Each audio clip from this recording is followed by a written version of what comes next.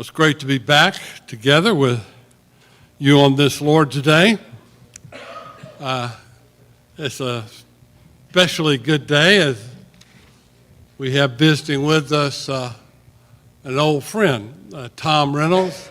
It's really great to see Tom, his wife, and several other brethren he brought with him from Huntsville, Alabama. Tom is really the reason why I ended up in Princeton. When I met Tom, he was a campus minister at Pepperdine University, and he invited me to hold a retreat for the students there, and that's how we got to know one another. And then invited him to join our ministry in Denver, and he moved there, and we worked together for several years there. And then he moved out here to Princeton to preach and work with the congregation here. And then they invited Becky and I to come hold a retreat, and then invited us to come join them in the ministry here, and we labored together for a number of years before he moved to Huntsville. So it's really good to see you, Tom, and Tom's doing some great work there. He's developed a Christian approach to deal with all the addictions that our society is full of, and appreciate the good work that he's doing. Our series is titled simply Grace Giving.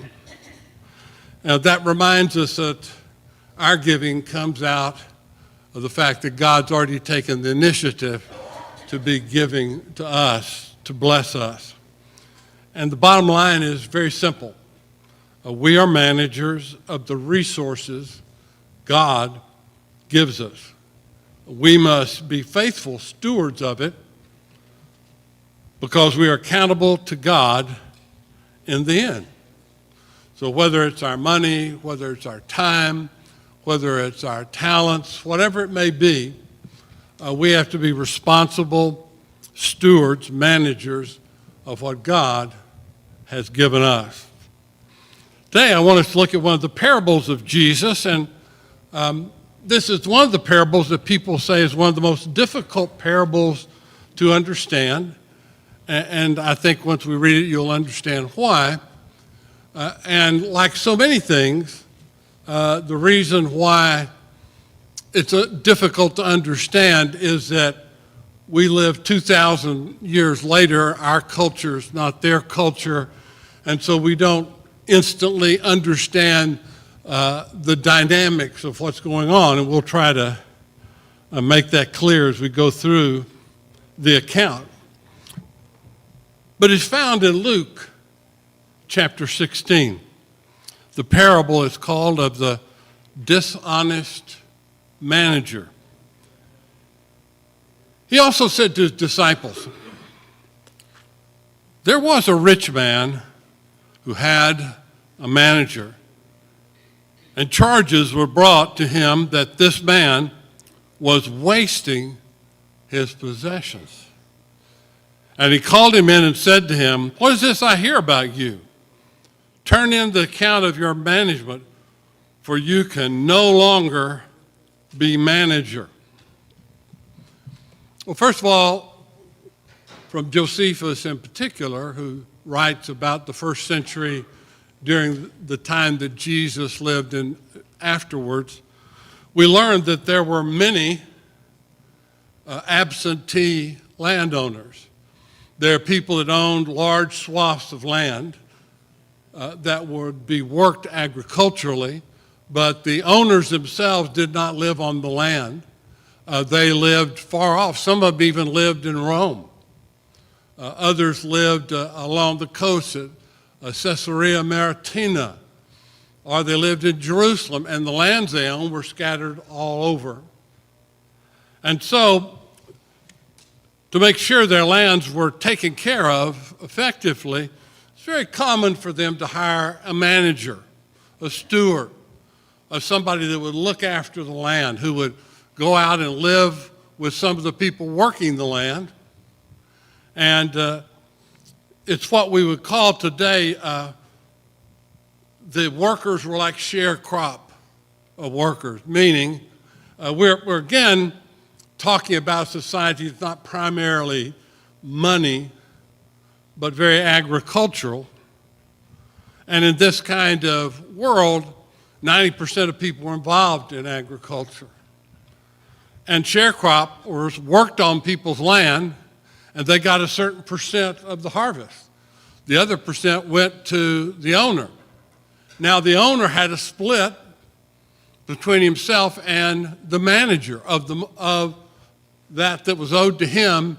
The manager got a portion of that. He was paid by commission.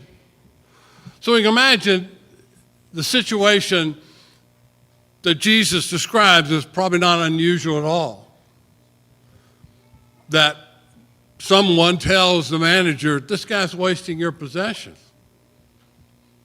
Now, it doesn't tell us absolutely he was, although it refers to him as a dishonest character, so probably the accusations were true. But whether the accusations are true or not, once you have a bad reputation as one that can't be trusted to manage someone else's resource and a squanderer of their resources, your career is over. And this was what the person that's kind of the focus of this particular parable has to face, the predicament. Verse 3, and the manager said to himself, what shall I do? Since my master is taking the management away from me, I'm not strong enough to dig, and I'm ashamed to beg. Well, we don't realize that in a first century world, there were not a lot of work opportunities. There weren't like dozens of different types of career possibilities. You worked the soil, you managed people who worked the soil. You had to be rich enough, you owned large sections of land that were worked. Very few trades, less probably than 10% of people were involved in various other trades that were related to all this. And so this would be common. But what are my options if I can't be manager? Well, you could do hard physical labor. There's always a room for people who can work hard. And evidently this manager was perhaps a little bit older, couldn't look at a strenuous work as a realistic option for him. And then in the ancient world, you had another option. You could end up being a beggar. Now, that may sound odd to us, but in certain parts of the world, that's very common. When I visited India, 1980, where Mercy Chandy and her husband were ministering to the people, they had a whole guild of people whose job it was to go around and beg. The whole group, they were understood as that's their role. And you were expected to give something to the people who were begging. But that was their job. Now that sounds strange to us. Maybe we have similar in our people that don't have housing, that are on the street, etc. But it's not really the same as it would have been in the ancient world. And in the ancient world, there weren't many opportunities, especially if you were a woman. It really narrowed down. You were married or with your relatives. The only career possibility would be prostitution. This was really difficult, a world to live in. And thank God we don't live in the world that's identical to their world. But this manager was very realistic. He looked at his situation, he said, I don't know what I'm going to do, basically. I don't see any good possibility. Now, I think the average person would be thinking in terms of, all right, I've got to make sure I get all the money that's owed me. I've got to really watch that because I'm going to have to live off of this. So they'd be really intent on getting all the commissions that they were owed. And that's what we notice next, that managers are paid commissions. Now, we recognize that in some fields today, some salespeople, live off partial or total commissions. Real estate agents live off of commissions, which basically means that when a property is real estate agent, property is sold, a certain percent of that goes to the listing agent, and a certain percent goes to the selling agent. And so you have two parties that are paid out of a commission, a certain percent of the sale price of a property. Well, the same thing was true in the ancient world, but when they hired managers, just like the sharecroppers were dependent on how well the crop went, because they got a percent of that, well, the same was true for the manager. If he took good care, watched over the work that was being done, they brought in the harvest, and then he knew what percent was the owner's, he got a commission, sometimes 50%, sometimes 20%. Let's notice what he does with it. Verse 4, I've decided what to do so that when I am removed from mismanagement, people may receive me into their houses. So, summoning his master's debtors one by one, he said to the first, how much do you owe my master? He said, 100 measures of oil. He said to him, take your bill and sit down quickly and write 50. And then he said to another, and how much do you owe? He said, 100 measures of wheat. He said to him, take your bill and write 80. Now, where people have trouble with this particular parable is that here he's telling them to write down the bill, and they think he's overtly stealing from the true owner. But if you understand that the manager was paid on commission, all he was doing is giving his commission back to the workers. And you might say, well, why was that important? Well, in the ancient world, they had another problem we don't have today. If you get services for something and you get a bill for it, down at the bottom it'll say something like, if not paid in 30 days, there will be 18% interest charged monthly. And so if you don't pay up right away, interest accumulates, and your incentive is to pay, obviously, right away, as much as you can pay.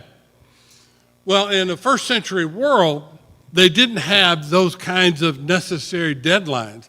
Obviously, you had to wait until the harvest was in, until the crops were there and they'd been sorted out and taken care of. But then at that point, you owed the owner and the manager getting part of that, but there was no deadline, like you have to do that tomorrow, you have to do it in 30 days, you have to do it in 60 days, you have to do it in 90 days. There was no deadline for that. And so many of the people who worked the lands would be very slow in paying the owner. They'd wait as long as they could, keeping the resources to themselves rather than giving them back to the owner. And so what this manager did is he incentivized the workers who owed the owner a certain percent, and these amounts, by the way, are very large. So these were very big properties in the ancient world. And he gave them a cut in commission, but the incentive was, I'll cut my commission out if you'll pay now, because my manager wants to get paid now, not 6 months, a year from now. And the only way they had to force people to pay back then was what they called debtor's prison. They had to go through a process, have you locked up because you hadn't paid your debt. And that was a difficult process. And of course, owners didn't want to go through that every year to get their money. And so it was a responsibility of the managers to get the people that worked the property to pay what was due. But that, I think, is where people misunderstand this parable. They think this dishonest manager is now cheating again, but I don't think so. Instead, he was doing two things. He was benefiting the people who owed by cutting theirs down 20%, another 50%. So they were benefiting. And then the owner of the property was benefiting because he was getting paid now instead of waiting months and months and months, or even sometimes years, being forced to go to court, try to get the person put in the debtor's prison to force them to give the money. Instead, the money was paid quickly because they saw the benefit in doing so. And so, with that, we see shrewdness is what Jesus concludes about this. I find this interesting. Verse 8, the master commended the dishonest manager for his shrewdness. For the sons of this world are more shrewd in dealing with their own generation than the sons of light. Well, the people that are living here and now, and they're not living for some future, sometimes are a little sharper about how they handle money and other things because they're really focused on that. And obviously, this manager had really thought through it. Again, another part of the culture of the first century is the manager would not necessarily have a home of his own. He would, during the whole year, the crops are being planted and cultivated and reaped, he'd be staying at one of the workers who's working the field. He'd be staying one, then another worker's field, working with them at times, guiding them, checking in on what they were doing. But that's where he lived. And so now that he had been generous to these people who worked the fields where he'd been living and with the people he'd been living, now he recognized they might receive him once he lost his job because he had done them a favor. He'd been nice to them. And so that gave him a future in the homes of the people he had cut a break for. So Jesus said, sometimes worldly people are shrewder in this world than the children of light. We're, of course, trying to be spiritually minded, do the right thing, but sometimes we don't take care of business. We don't handle our money well. I was fortunate. My undergraduate degree was in business finance. And so I was fortunate that I had a lot of classes on accounting, a lot of classes on investments, et cetera. But I'll pass on to you some of the best advice I ever got from one of my Christian professors of finance. And very simple but profound. He said, if you want to manage your money well, the first thing you have to do is to ask the question, where did the money go? Now, you may think if I say, do you know where your money went last year? You say, well, yeah, I spent it. I know where it went. But we surprise ourselves if we go back over the last year and we look, where did the money go? This particular finance professor said, most people remember some of the big bills, but they don't remember some of the things that are not regular monthly bills, and they don't realize how expensive things were, how much money was spent. So before you can control your spending, you have to look back and say, what happened last year? Step number one. Step number two, he said you have to have a goal. What's your goal with your spending? And he offered this very practical goal, the 80-10-10 rule, that you should work towards learning how to live on 80% of your income, give 10% to God, and save 10%. Now, That doesn't mean that everybody's in place where they could do that tomorrow. First, you've got to look at where you've spent your money. You may have to go through and say, we need to cut some things. We can't do all these things we did last year if we're going to live on 80%, and if we're going to give 10% to God and save 10%. But then he said something very insightful. He says, what most of you will do is you'll never look back, and you'll never get in control of your spending. You'll always spend everything you have and a little more, and then you'll have to borrow it, put it on a credit card, and now you'll pay 2 or 3 times as much because you have to pay all the interest on the card in addition. But if you would, he said, set aside 10% of your income and save it up until, he said, you have cash equivalent to about 2 months of your income. After that point, he says, you don't want it just in cash, you want to put it in bonds or stock market, some other better return on your money. But you want to start out and have a cushion of a couple months of cash. And he said, here's why. You're going to have to suddenly, unknowingly, I've got a repair on my car. Now, if you're not living within your means and not saving any money, you're going to have to put that on a credit card.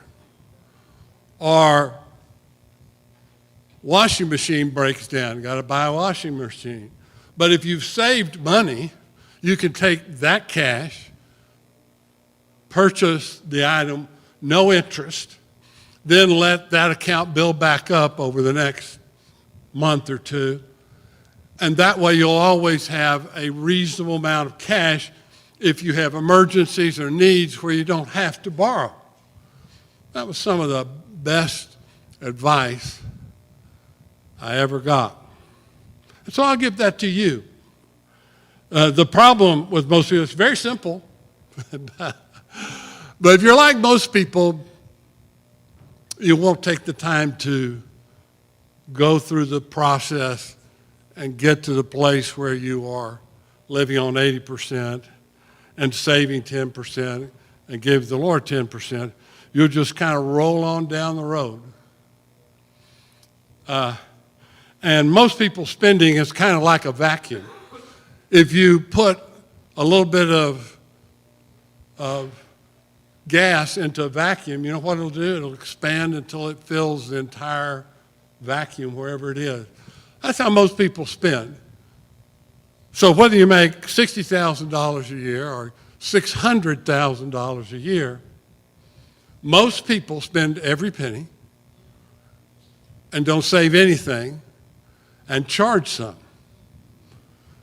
I had a cousin, a medical doctor, and he was always having, made a lot of money, but he spent it all and more, was always having to borrow from his poor parents. She'd been a school teacher.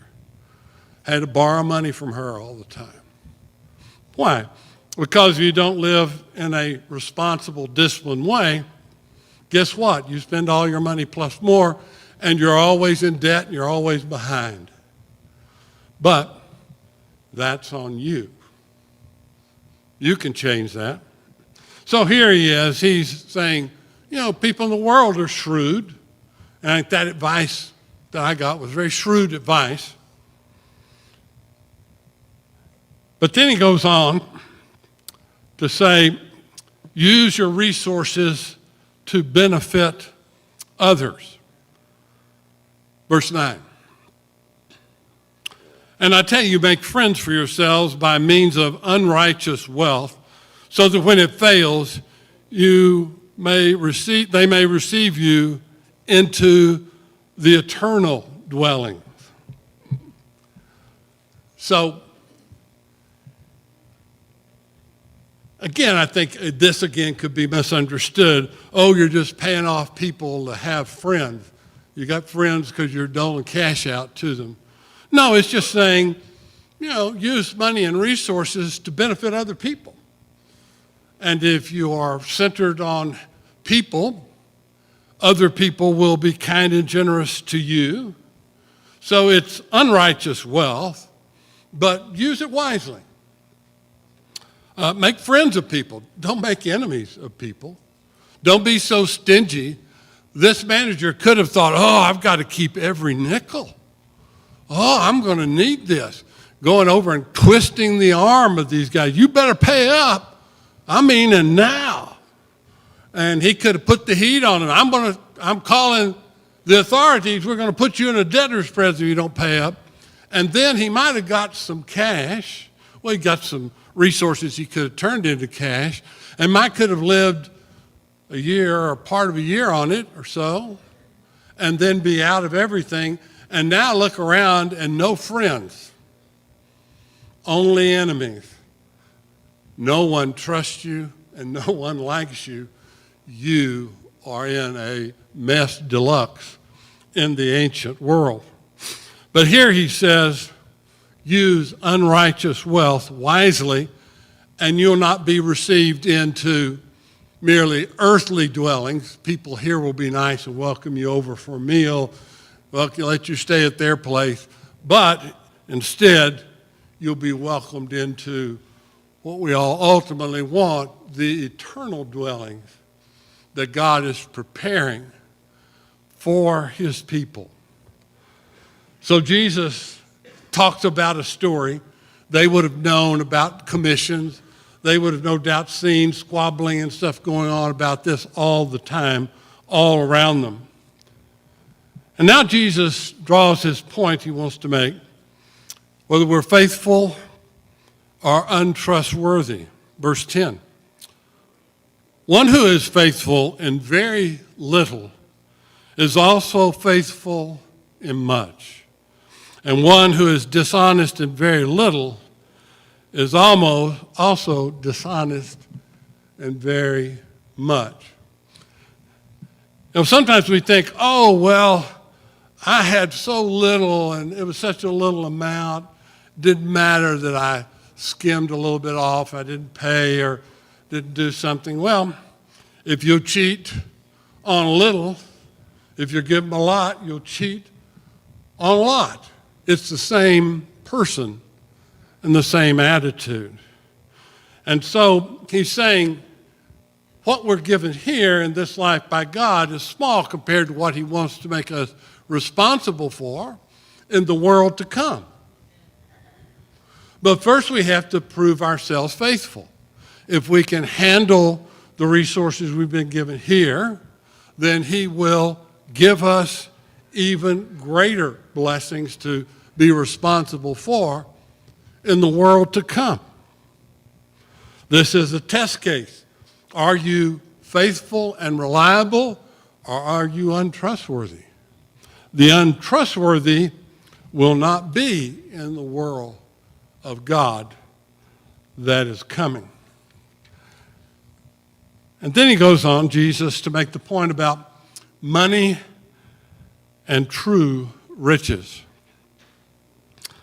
If then you have not been faithful in the unrighteous wealth, who will entrust to you the true riches?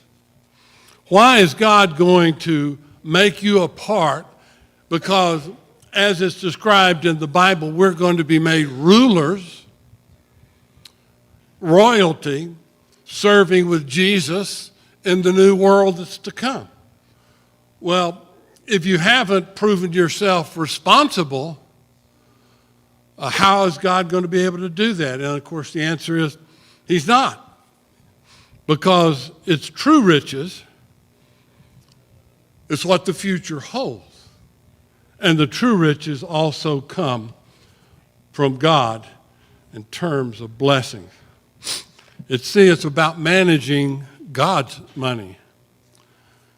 He says, and if you, verse 12, have not been faithful in that which is another's, who will give you that which is your own? First of all, you have to show some responsibility to take care of somebody else's. And if you show yourself responsible, then maybe you can have your own, if you're responsible.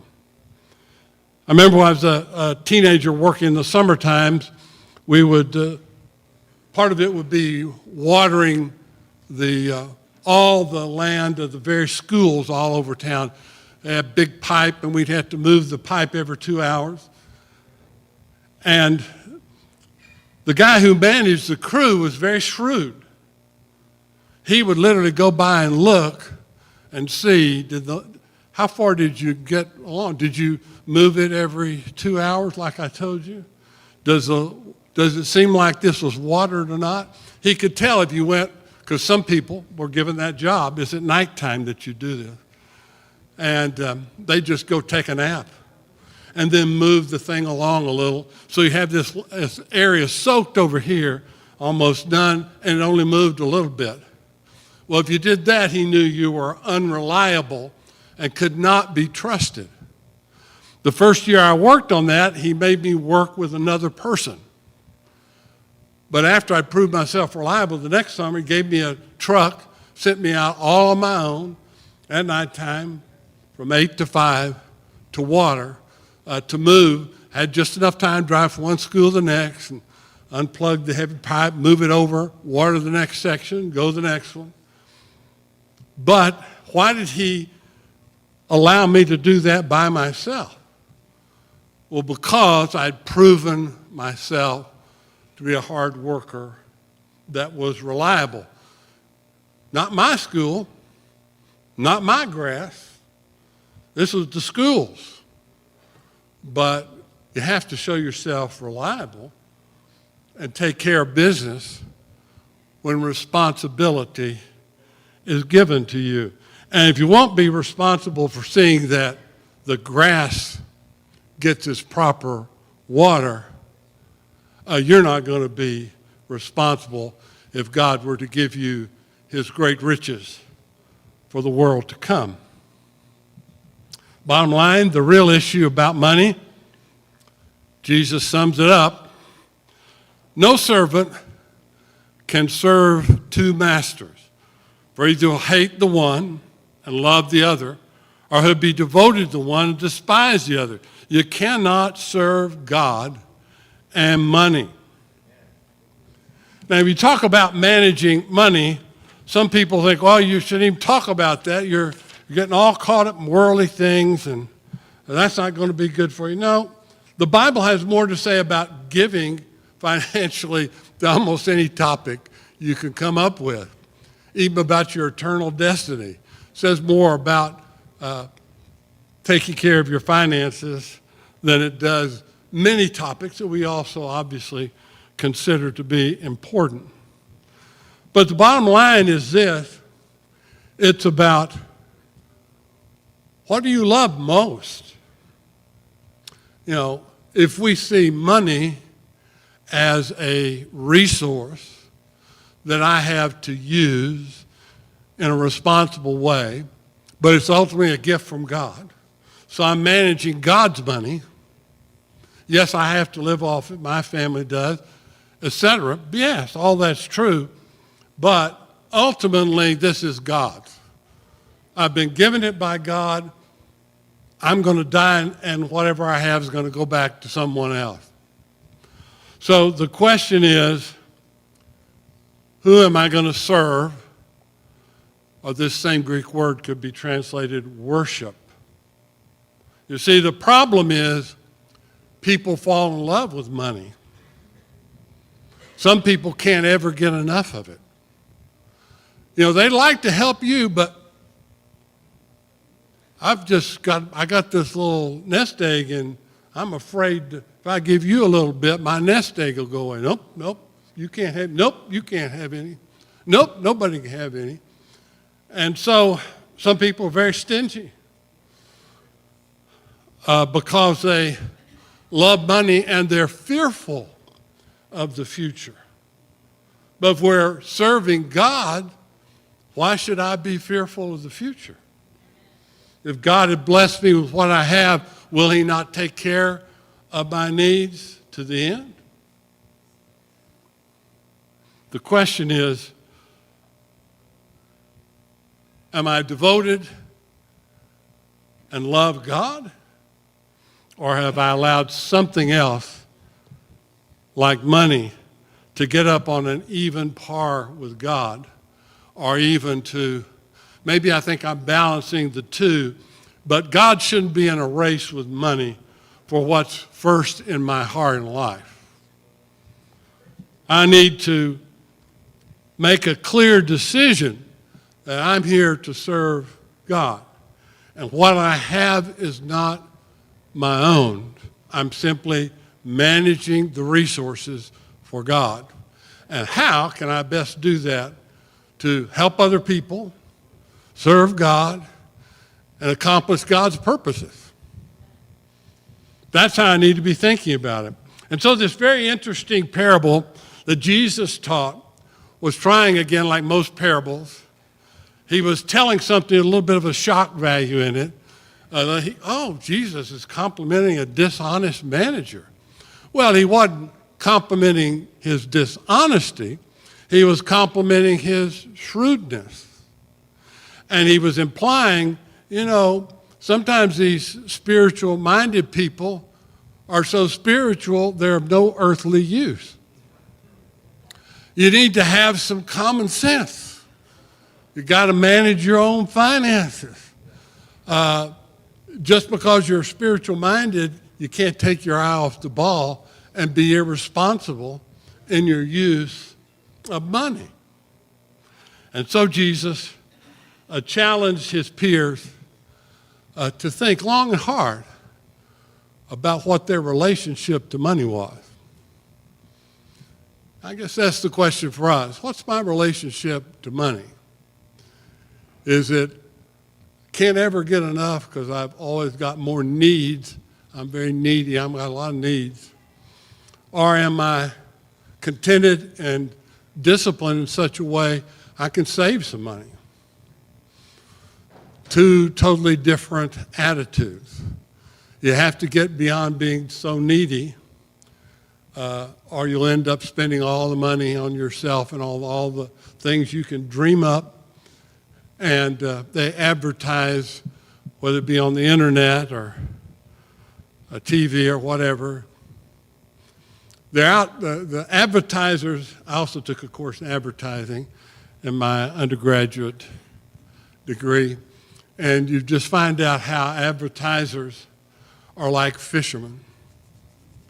They got their product out there, and they realize that something like 15 to 20% of the population, if I can get them to take my product, they'll be a big consumer of it. And some 15 to 20% will consume 80% of the product. And the other 80% of people may use the product, but not much. So that's why they advertise. They're looking for the addict that'll get all caught up. They got to have more of this. And so let's realize people are trolling for us. People are trying to get us hooked on things that we don't need. We're at the point in our life that we're not thinking about buying new things. We're going through and seeing if we have some older things we don't need that are good that other people could benefit from. And why wait till you're dead and make your kids have to go through it, throw stuff away, or give things to other people? If we're not going to use it, let other people. So think about your resources. Let God be the most important one that helps you make your decisions about how you handle the resources that have been entrusted to you. Let us pray. Loving Father, our gracious God, you have given so much to us. You bankrupt heaven by sending Jesus to make a complete sacrifice of himself for us. And therefore have made it possible for us to have a relationship with you and and eternal hope for your eternal dwellings. Father, may we be found faithful in the little that we have so that you can trust us in the future with much, much more, we pray. In Jesus' name, amen.